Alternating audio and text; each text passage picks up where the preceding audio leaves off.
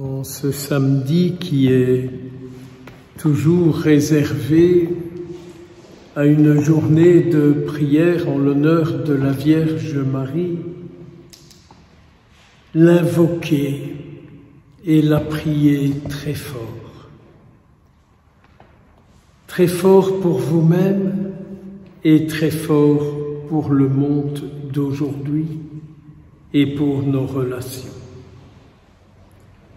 Dans la prière d'entrée de cette Eucharistie, nous avons dit au Seigneur, « Tu as voulu nous donner, tu as voulu donner la paix aux hommes et aux femmes d'aujourd'hui. » Et le désir de Dieu est toujours le même, la paix avec lui et la paix entre nous.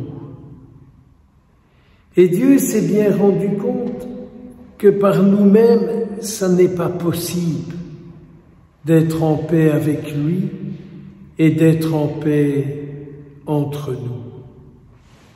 Et du coup, il nous a donné Jésus. Mais il fallait d'abord qu'une femme dise oui pour que Jésus vienne. Et que cette femme, elle soit éternellement en vie, vivante, avec son Fils Jésus au ciel. Et donc la Vierge Marie est au ciel avec son Fils Jésus, et elle prie Jésus, pour vous, pour moi, pour chacun de nous, elle prie Jésus. Et elle lui demande la tranquillité. Nous avons besoin de tranquillité.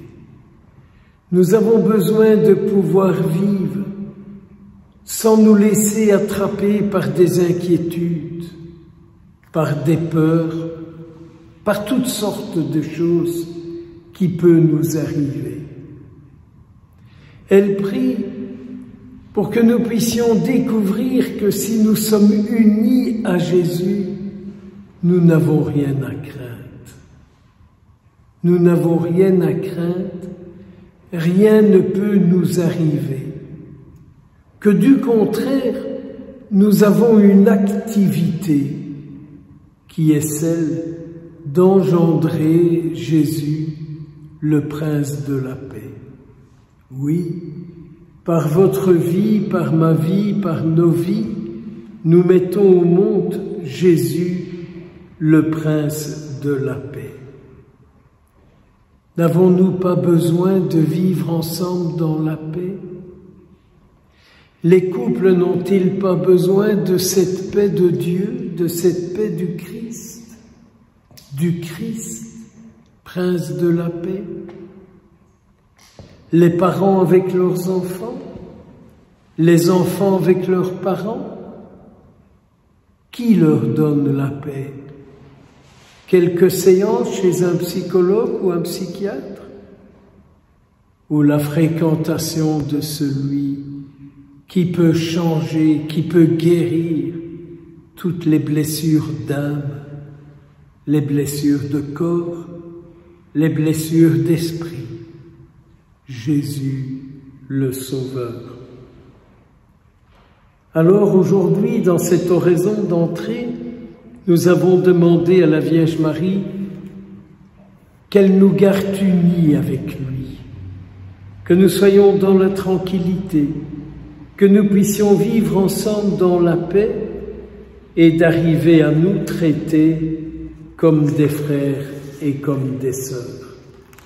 Car la pire des choses, c'est les rivalités, c'est les jalousies, c'est les mécontentements, et vous pouvez continuer la liste. Et au moment de l'offertoire, en présentant le pain et le vin pour vous, mais pour vous, je dirai au Seigneur, aujourd'hui, ensemble nous regardons la mère de Jésus, la reine de la paix.